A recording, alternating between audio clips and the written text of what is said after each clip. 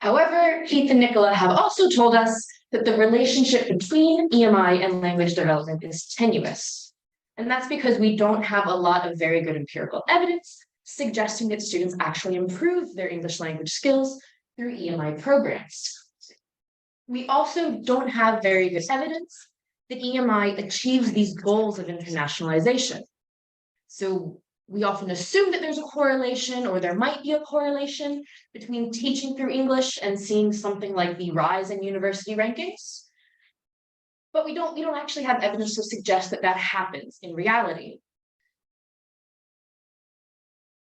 Moreover, even though EMI is this unstoppable train that's already left the station, a lot of what we know about EMI comes from very specific contexts.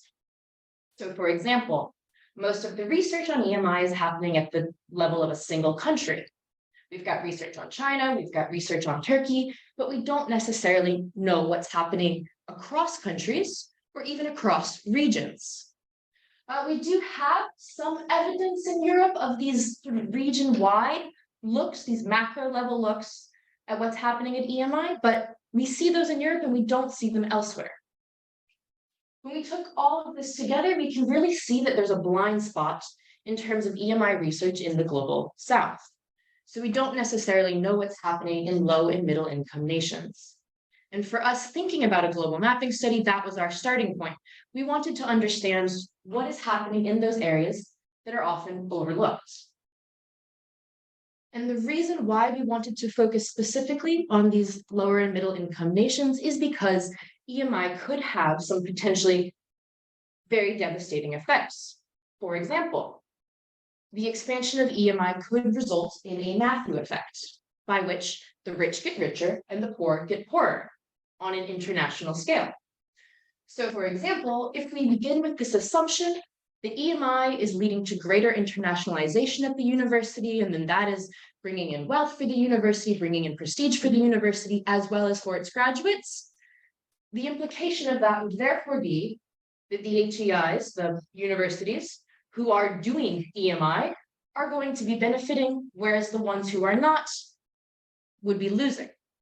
And we could see this split potentially globally across the Anglosphere or the Western world, and then other regions that are being left behind in that. That would be very concerning. Similarly, the growth of EMI could be leading to possible brain drain. For example, if students from lower and middle income nations are choosing to study either at Anglophone universities or at EMI universities in the global North, they might be leaving their home countries and they might not be returning back. They might be staying in those countries to work. Could EMI therefore be exacerbating situations of brain drain in these countries? And then finally, as you've heard us say many, many times throughout the symposium, and as you have said yourself, there is no one-size-fits-all model of EMI. But if most of our research is coming from the global North or from these more developed contexts, we don't necessarily have an idea of what that might mean for models that would work better in these low and middle income nations. And so we wanted to really focus on that part of the world and see what was happening. Again, this is a very exploratory study. We were taking a very broad scope. So I'll walk you through the methodology and I'll walk you through the findings, but remember, the study was very macro in terms of what we were looking at. We had 3 parts to our study: stage 1, stage 2, and stage 3. So what we first did was we began with what we called country responses. We're working with 52 nations and we needed to get some kind of a starting point to understand what was going on. And so we sent out an open-ended questionnaire to informed respondents from those countries. And what we were trying to do here is to understand what the current situation with regards to EMI was in those areas. Then we conducted a website analysis through which we were trying to gather more specific information about EMI provision. And that was answering the question of, well, what information about EMI do we find on these university websites?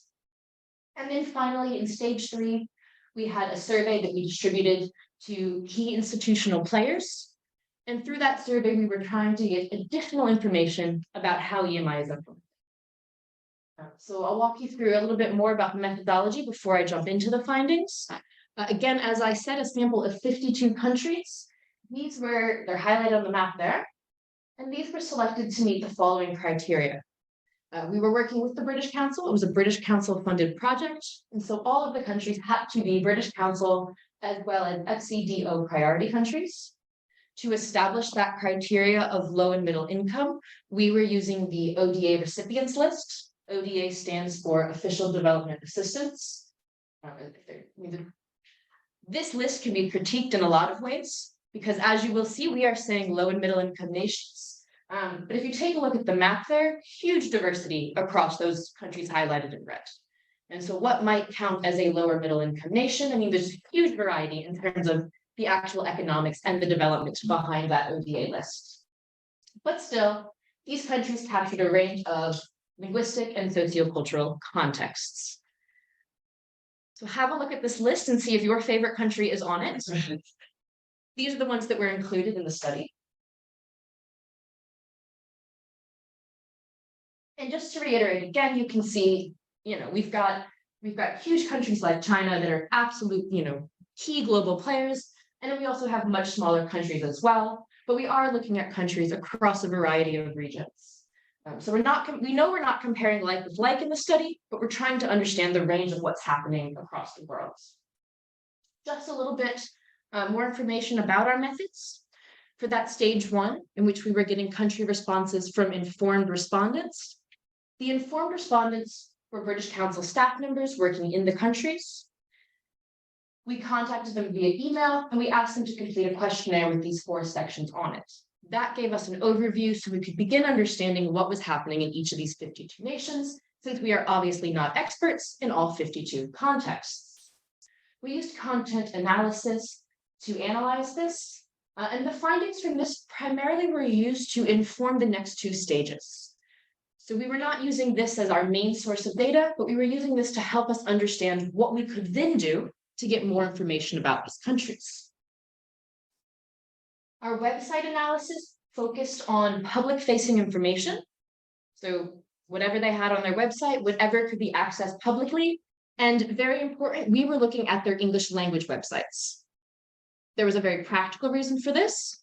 Although we were a large team, there's a lot of languages being spoken in 52 countries, and we do not have the language expertise to view every single one of those languages. So we made the decision to look at English. This also theoretically to us made sense as well, because if we're assuming that EMI has some kind of international focus, and if you are going to be teaching through English, we wanted to see what information was available in English corresponding to those programs. There is an exception to that. I've got 8 countries listed on the slide here. In those 8 country contexts, we were not able to find 2 university websites in English that had the information, that had enough information. So either they had no English website for their university, or it was really just, the name, a very basic page. And so for these countries, we used a little bit of our own language skills as well as our dear friend Google Translate to help us get through and gather that information. We looked at 2 universities per country for 104 university websites total. We analyzed this using a structured coding scheme. And I'm going to speed through a little bit to get to findings since we started a bit late. For stage 3, we distributed a questionnaire to key players at the institutions. Now, from every single institution, we wanted 1 response. So we were trying to identify 1 person at this institution, at this university, who knew something about EMI policy and its implementation. So we were targeting people who worked in international offices or program directors or other sort of admin policy type people who could tell us, kind of from that bird's eye view, that macro level, what EMI looked like at the universities. The questionnaire was distributed online. And we distributed it in 2 ways. During our website search, we identified key figures at that university, got their email addresses, and then sent them the link to the questionnaire. Our response rate from just emailing people was very, very low. So we also went back to our stage 1 participants and we asked them to help us distribute the questionnaire to their contacts. And so through these two methods, we got a total of 227 responses. So that's 227 different universities, and they were located in 42 of the 52 countries from our study. There were limitations to our methodology, and I want to address those before going into the findings to help us think about how we can interpret these findings. We know that there are limitations to our sampling. In stage 1, the informed respondent is one person, and they work for the British Council. And our project is funded by the British Council. But they still were able to give us a good starting point to understand what might be happening in those areas.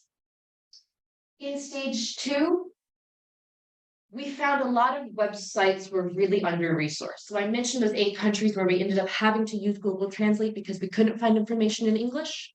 We also found that some websites were just not built as big with as much information as what we might expect from other websites, or what could find other university websites. The websites are also, they're just websites. They're public-facing information. So it's very possible things are happening at these universities and they're just not being posted online. But that was our way of accessing the information.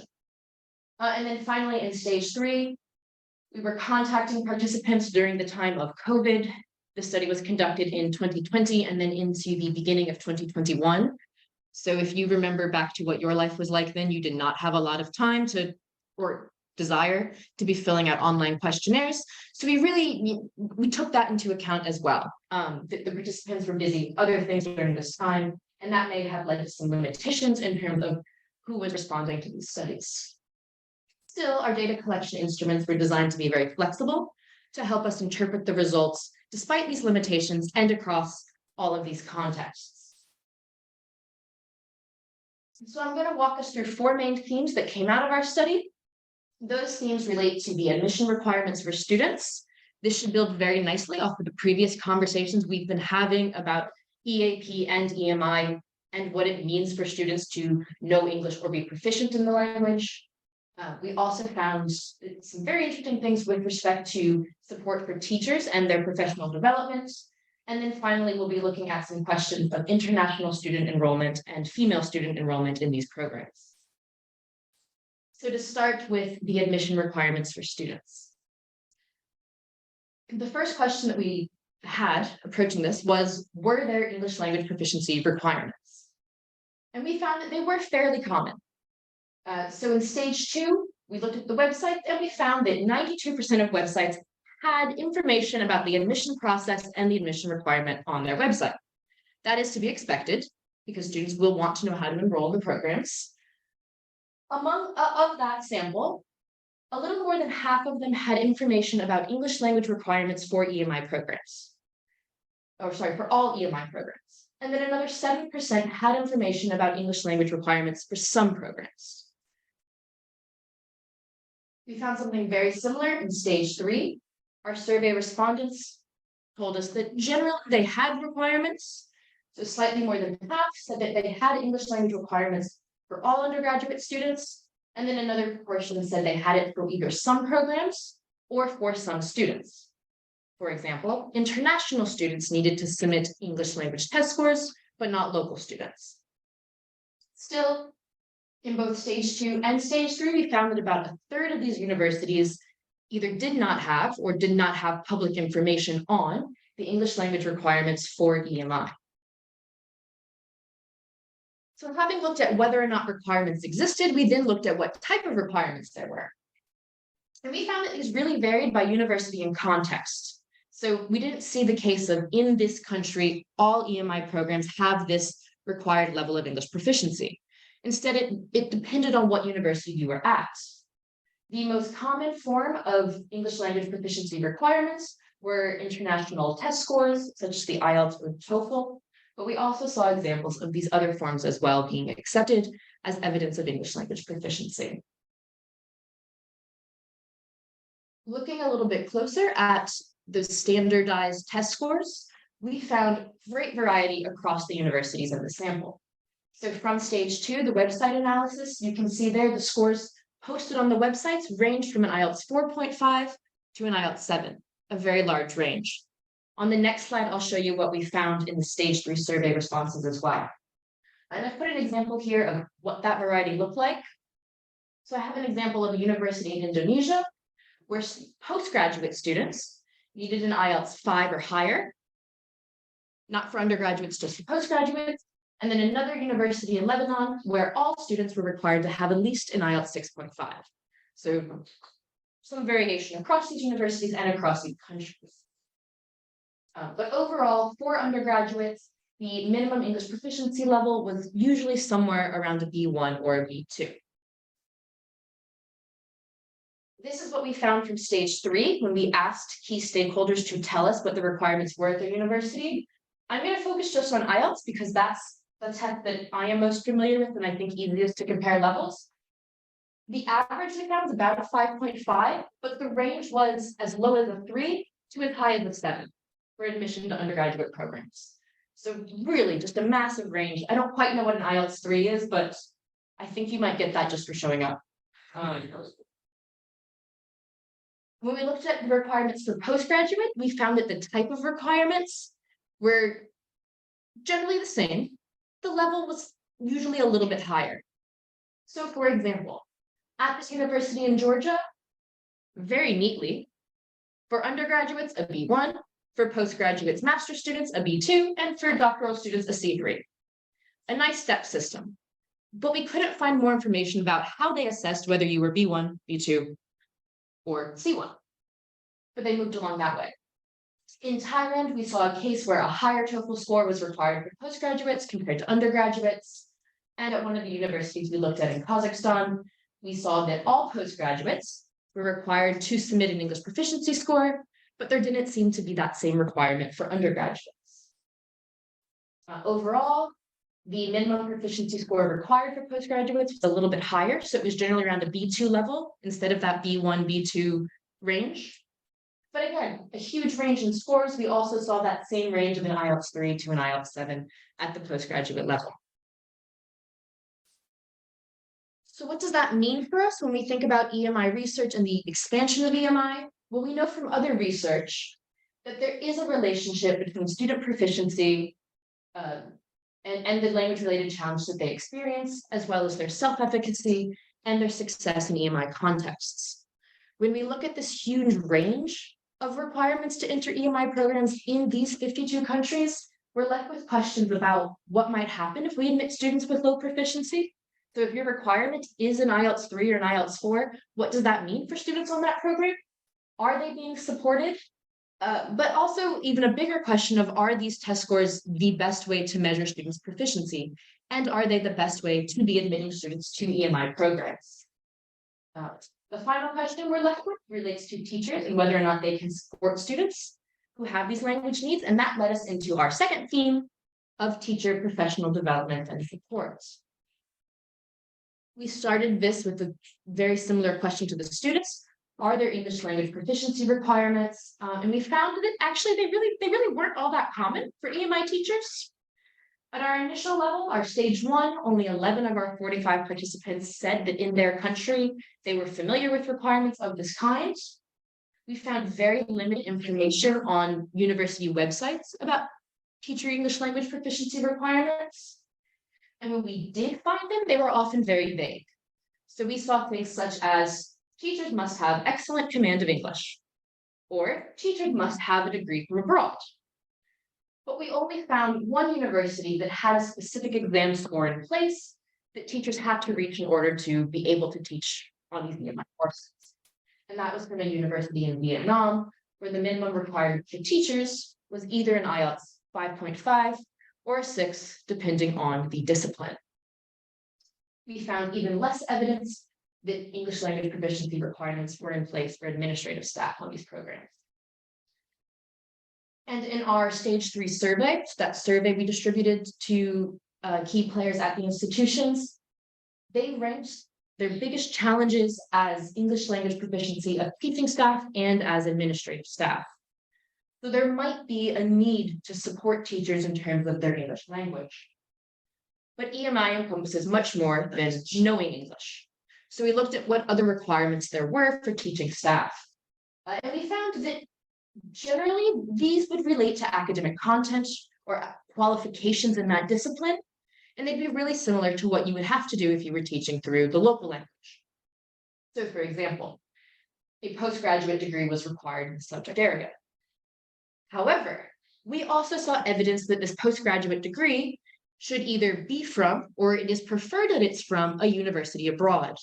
We especially found evidence of this in China. We found that across all three stages, that there really was the expectation that EMI teachers should have either work experience or study experience from an overseas university. We also saw on some of the websites that this postgraduate degree was framed in language that suggests it should be from certain places. So for example, we saw on the websites of universities in Iraq and Morocco, the EMI teacher should have degrees from English language universities. I don't know what makes you an English language university, but as a way of assessing the qualification, it should have been from an English language university. Presumably this means from a country such as the UK, the US, or Australia, but a bit vague. And finally, we looked at the types of support that were available to teachers, and we saw that these were not very common. Very few examples of TPD were reported in stage 1. Very little evidence of it found in stage 2. We only found on one university website specific information about teacher professional development courses that were related to EMI pedagogy. And that was at a university in Sri Lanka. Generally, though, if we saw some evidence of teacher support, it was very much focused on language. So in our stage 3 survey, most of our respondents told us that any sort of professional development opportunities came in the form of external courses, and they were often focused on English language proficiency. So courses that were aimed at improving the general English of the teachers, in-house training that was provided by English language centers, or funding for faculty members to attend those external courses, and that was within the realm of improving their English language skills. When we look at these findings, there's two key things that we can take away. The first is that we found very limited information on what the expectations were of an EMI teacher. Their English language proficiency requirements were often described as good English, excellent command of English. And there are concerns that the hiring requirements for EMI teachers might be perpetuating native speakerism in EMI. I talked about this a bit yesterday, and some of the findings that we had here were really alarming in terms of a preference for teachers who had done a degree abroad, as opposed to those who had similar qualifications, but from a university in the home country. And also that focus on English language support for teachers is something for us to look at critically, to challenge, because certainly you need to know how to speak English if you are to teach in English, but EMI teaching requires so much more than just a command of English, and there seems to be really a blind spot with respect to teacher support in EMI. I think a lot of these findings would echo the conversations we had earlier about not only supporting EMI lecturers, but also EAP lecturers who are now working in these contexts, and getting them to think about EMI and EAP as more than just English language skills. The final two sections I have, I'm going to go through a bit quick. We have international student enrollment, and then I'm going to talk about female student enrollment. We were looking at international students because EMI is often tied to internationalization. When we asked our respondents, do you have international students and where are they from? We found that most generally, these international students were coming from neighboring countries. Many of the websites had an international student page, and many of our respondents told us that they had international students on their EMI programs. They told us that these students mainly came from neighboring countries or from other ODA recipient countries, so from other low and middle income nations. And even though we saw an average of about 16% of students on EMI programs were international, if we looked at this more closely, we saw that at a quarter of the universities who responded to our stage 3 survey, international students made up less than 1% of EMI students. So a very, very small portion. At 50% of the universities, international students made up less than 2%. So on most EMI programs, you have 2% or less of the student cohort being international, very much geared at local students. However, some programs seem to be geared towards international students exclusively. About 8% of universities told us that their EMI courses were more than half international, or in some cases, entirely international students being brought in just for these EMI programs. With respect to internationalization, as you might imagine, many universities had an internationalization plan or a strategic development plan that related to international aims. But EMI was very rarely mentioned within these. Only about somewhere between 7% and 10% of the websites that had these plans included English within it. When it did include English, it was often looking at improving the English skills of staff and students. So EMI was part of that strategic aim to improve the English skills. And we found something similar as well in our stage 3 survey. We asked these stakeholders what the main motivation of EMI at their universities was. And they told us that with respect to internationalization, EMI was going to prepare students for the global job market, and it was going to build partnerships with universities abroad. But the lowest ranked responses involved attracting international staff and students. So the internationalization here seemed to be very much focused on exporting students, sending them out to the global market, sending them to partner universities, not bringing in international staff and students. That tells us that the desire to attract international students might be less of a motivation in these low and middle income countries compared to what we see in contexts such as Europe. This also might mean that we have to rethink that assumed connection between EMI and internationalization.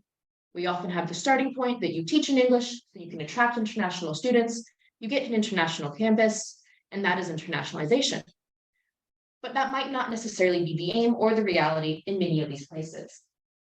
And then finally, with respect to concerns of a macro effect and other inequalities, this situation might actually be reproducing or creating global inequalities. For example, if students are more likely to be sent abroad or to travel abroad to EMI programs, that might mean that countries in the global north are benefiting from international student flows in a way that these countries in the global south are not benefiting from. And then finally, with respect to female student enrollment, we looked at the number of women who were enrolled on these EMI programs. We asked our respondents to report on the ratios of male to female students, and we found that female students were slightly underrepresented. So overall, female enrollment at the universities was slightly above 50%, but female enrollment on EMI programs was a bit lower. Obviously, this varies by context, and we found that one region in which this difference was particularly pronounced was South Asia.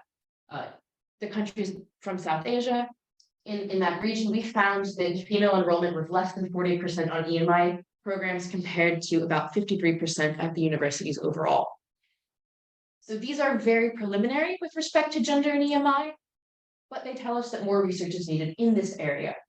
So in addition to inequalities globally and locally as a result of internationalization, we have to ask ourselves whether the expansion of EMI might also be contributing to gender gaps in terms of accessibility to these programs. And I would point you to the work of Pramod Saha in Nepal. He's done some very excellent work on these issues and has taken a really critical perspective of EMI with respect to the ability of girls to access EMI education also at the schooling level. So if you're still with me after that, I'll summarize the findings for you. With respect to student admissions, we found a slightly higher level for postgraduates, but generally about a B1 or a B2 was required for students to enter EMI programs, although a third of the universities that we were looking at across these 52 countries did not have any kind of English language proficiency requirement to enter an EMI program. For teacher requirements, we saw very vague language, such as having an excellent command of English and a degree from an English language university. These are raising concerns about whether or not EMI might be reproducing native speaker stereotypes or native speakerism in these contexts. Many international students seem to be coming from neighboring countries, And we also saw that at a lot of universities, international students comprise a very, very, very small proportion of students on these programs. So we don't actually know if EMI is oriented towards internationalization in those areas. And we saw some evidence that female students were underrepresented on EMI programs, particularly in South Asia. I'm going to end just with a few remarks to hold us all together.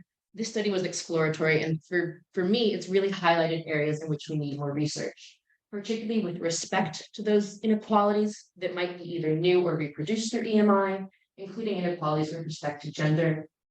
Also raised concerns about the assessment methods and the requirements for entry to an EMI program, both for students as well as how we're thinking about what it means to be an EMI teacher and who an EMI teacher is.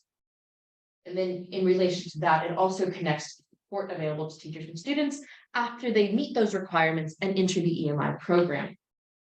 Both or all three of these points relate to issues of access as well as the quality of instruction on EMI programs.